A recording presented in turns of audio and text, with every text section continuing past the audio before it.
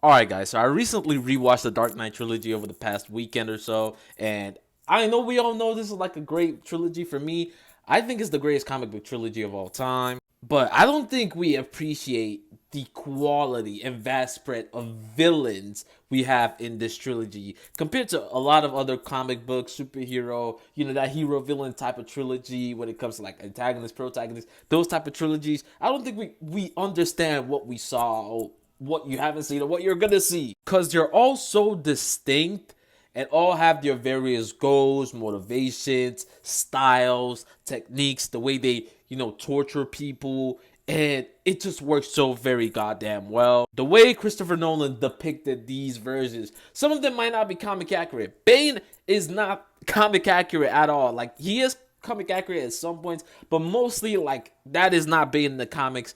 But he's so goddamn good. Theatricality and deceptions are powerful agents for the uninitiated. Yeah, I know. Terrible impression. You want to know why I got these scars?